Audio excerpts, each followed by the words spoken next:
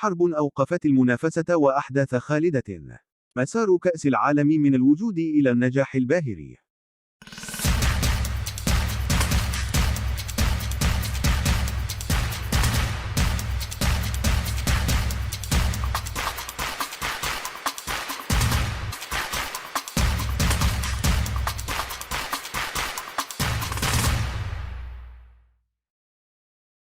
التاريخ قرين الأحداث الممتدة عبر الأجيال، يعزز اللهفة ويرفع القيمة، يستحضر الوقائع والأرقام ويخلدها، يزيد من الجوهر عند الإطلاع على ما مضى وإدراكه، يهوى كل مترقب يأمل في نسخة حديثة تدعم الراسخ، شاهدا على فصل جديد من تاريخ سيحفظ. يبقى كأس العالم غني بتاريخي لمعة ويزيد من وزنه، كحدث رياضي عظيم يستأثر اهتمام المتابع الوفي لكرة القدم والعابر عليها، غي كل نسخة يتم استحضار الماضي الذي يحتفظ بأحداث وأرقام تهم منتخبات وأجيال مضت، تركت بصمتها على الاستحقاق الذي ظل صامدا ممتدا جامعا العالم. طرحت فكرة إحداث بطولة دولية تجمع بين دول العالم لأول مرة سنة 1904 في باريس، وبحضور 7 دول وهم: سويسرا، بلجيكا، الدنمارك، فرنسا، هولندا، إسبانيا والسويد، إذ تبنى الاتحاد الدولي لكرة القدم فكرة إقامة بطولة عالمية، بيداء صعوبات عديدة صادفت إنشاء المنافسة، وخاصة من اللجنة الأولمبية التي رفضت لخوفها من إمكانية التأثير بالسلب على الدورات الأولمبية التي تعد الأعرق والأكثر استقطابا للمتابعين، خاصة وأن كرة القدم تعد اللعبة الأكثر انتشارا. عادت فكرة إقامة المونديال لتطرح مجددا سنة 1921 من المحامي الفرنسي جول ريميه الذي بات مستقبلا رئيسا للاتحاد الدولي لكرة القدم، لتتقدم الأوروغواي بطل احتضان النسخة الأولى، لتوافق الفيفا يوم 25 ماي من سنة 1928.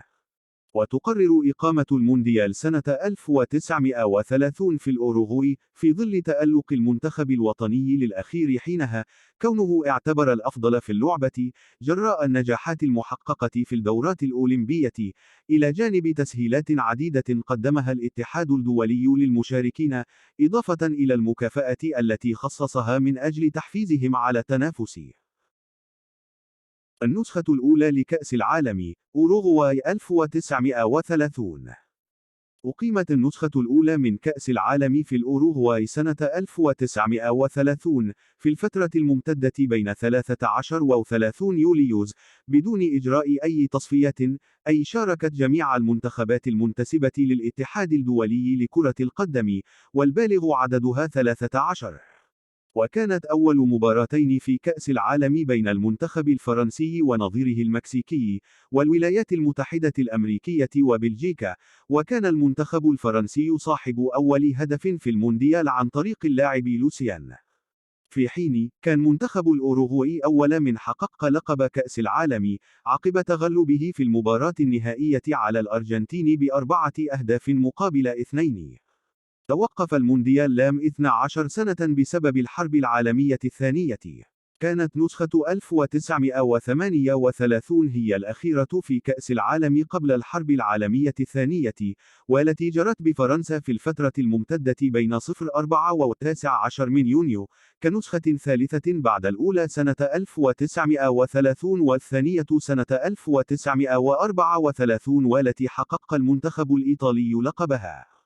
نجح المنتخب الإيطالي في الدفاع عن لقبه وتحقيقه الثاني له تواليا، في نهائي انتصر فيه على المجر ب4 أهداف مقابل 2، وتصبح أكثر منتخب حصل على اللقب لأطول فترة ممكنة، وذلك من سنة 1934 إلى 1950، جراء توقف المونديال لام 12 سنة بسبب الحرب العالمية الثانية.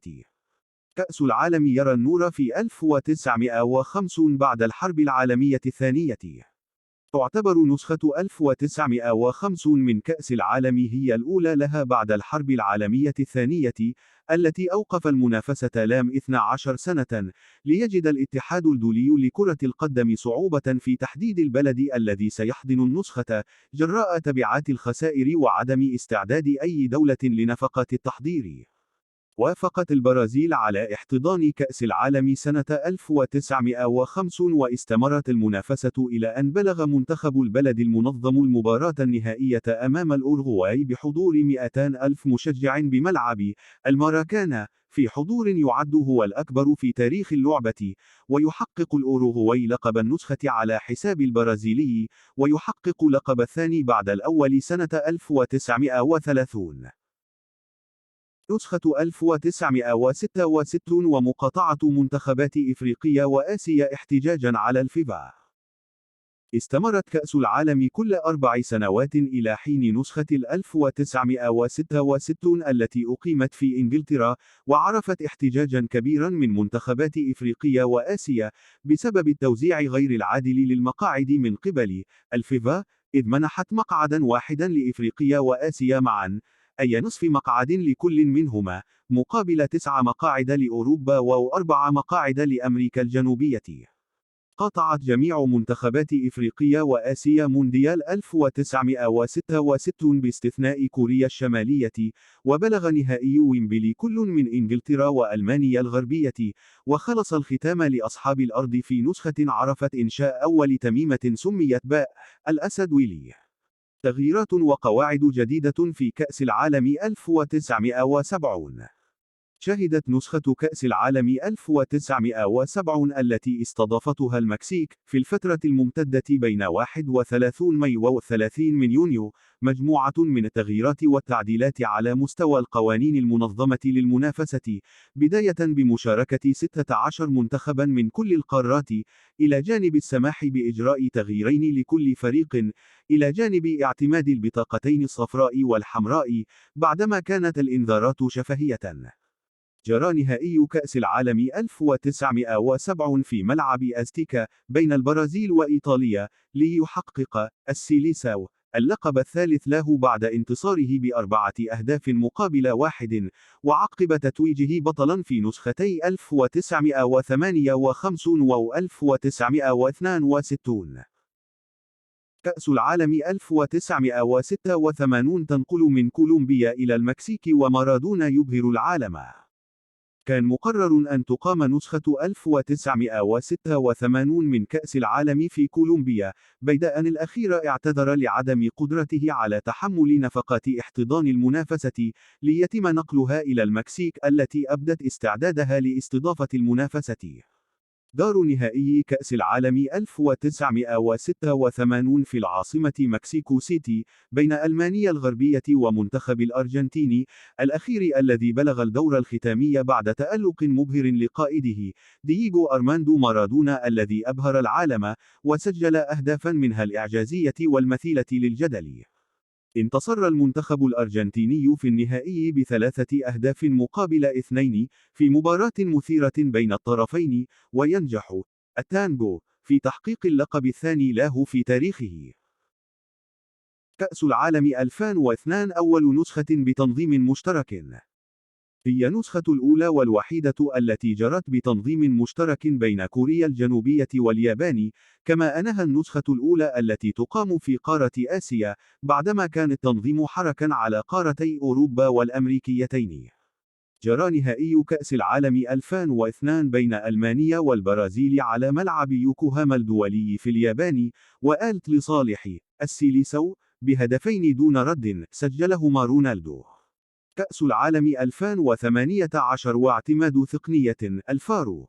كان مونديال روسيا 2018 النسخة 21 من كأس العالم، ونجحت روسيا في استضافة الحدث ونجحت في تنظيمه، كما كانت المرة الأولى التي يقام فيها كأس العالم في أوروبا الشرقية. جرى نهائي كأس العالم في ملعب لوجينكي بحضور 78 ألف متفرج، بعدما كان المونديال شاهدا على أول اعتماد لتقنية الحكم المساعد فار، بداية من مرحلة المجموعات. جرى نهائي كأس العالم بين فرنسا وكرواتيا، واستطاع رفاق كيليان مبابي أن ينتصروا ب4 أهداف مقابل 2 ويحققوا اللقب الثاني من مونديال كأس العالم في تاريخ فرنسا.